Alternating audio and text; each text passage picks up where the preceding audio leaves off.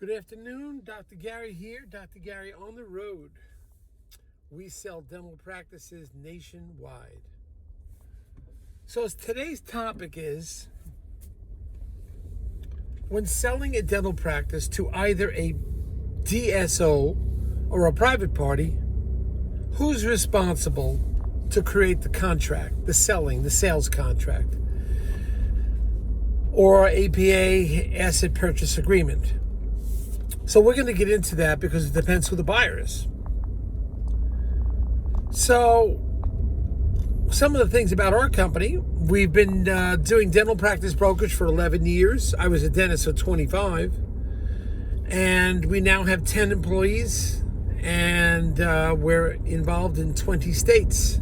So we're excited. We're moving forward. Our website is dentalpracticeguide.com. And our phone number is 201-663-0935. 201-663-0935. The information you're about to hear is for entertainment purposes. It's not legal or business advice. You could reach us every day except Christmas and Easter. And we answer the phone East Coast time about 7:30 a.m. to about 9:30 p.m. So feel free to call us, especially if you're a seller selling a large deed. You want to sell to a DSO, they'll pay our commission, and often based on certain criteria, we'll get your legal fees, the entire amount reimbursed at closing, depending on criteria.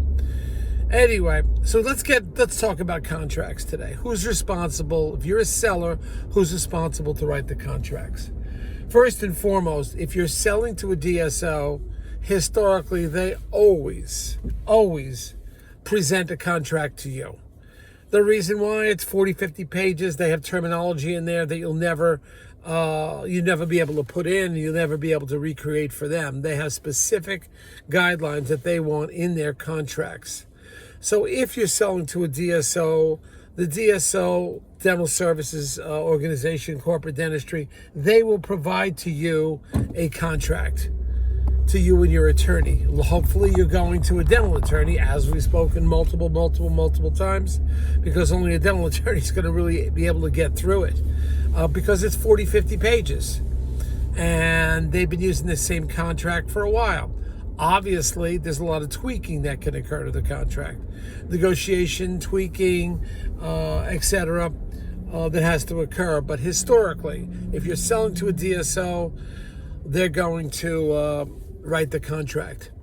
Now, your attorney is going to have to spend a fair amount of time. That's why we're an advocate for dental attorneys. We're not saying you're unintelligent or you don't understand it. You have to become part of the process.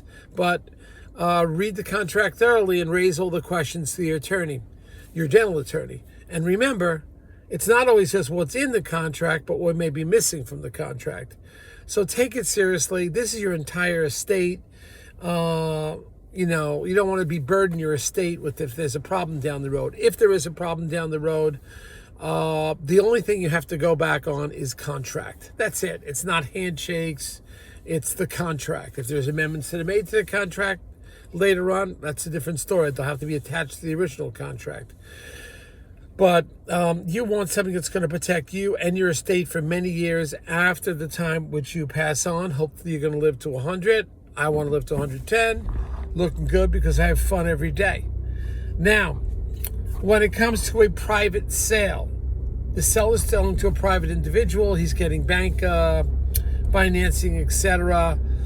It's really the seller's responsibility. The seller has the upper hand. Let the seller create the contract.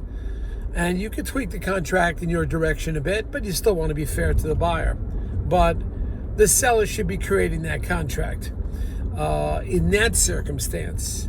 All right, because that's a simple 10, 12-page contract, or 18 pages, 20 pages. It's not 40, 50 pages like the DSO does. So let you as the seller create the contract.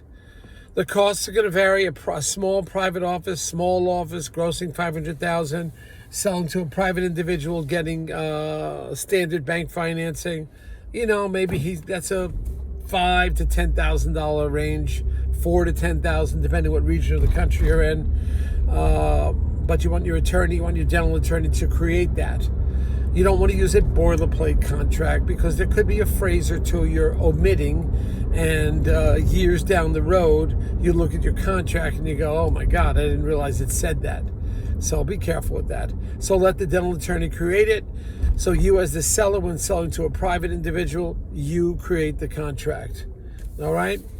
Either way, if the buyer insists on creating it, I mean, that's up to you. But it's still going to cost you the same money as a seller because you have to review the other attorney has to review the entire contract and tweak it the way he wants it. So either way, you're paying the same money. So that's what happens on a private contract.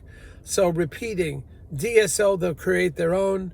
It'll be you have to get through it. That cost them that's expensive. If you're a seller, that's going to be, could be 30, depends how many offices you have. 35, 50,000, could be 75,000 or higher, depending on how many offices we're talking about and how large a transaction it is. All right, and don't forget the DSO is going to be creating some employment contracts. So they have to be scrutinized also, which is also helpful that you don't have a partner going into this. All right, because now the partner has to go through it. He may want to have his own attorney review everything.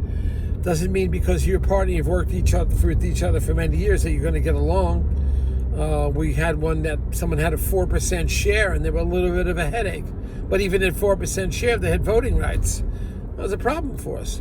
So that's what happens with contracts. You got to be on top of it. There is a one-time cost to them. And the attorney takes on the responsibility of representing you, representing your estate in the future. So that's why there's some cost to it. And there's language that has to go in there. And the attorney may read the language. He doesn't want to miss anything. So he has to take his time and go over everything slowly. There could be a phrase omitted. For example, on a private contract, you always want the phrase in there, credits belong to the seller. That's an important, we'll have a conversation about that one day, those couple of words.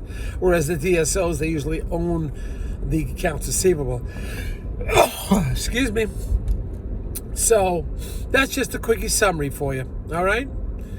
Enjoy it. It's getting cold out. We have the Greater New York meeting tomorrow, and we're excited to attend. Let's see what goes on. Monday, we're leaving for Arizona. We have activity going on out there. And then I think a week or two later, I'm heading out to Florida. I have like 3-4 practices. I have to get down there. So we're doing some cruising. And then, so Arizona Monday, 2-3 weeks later, Florida. Let me know if you're around. We'll get together, have a coffee or a cocktail. Great talking to you guys and ladies. Been a pleasure.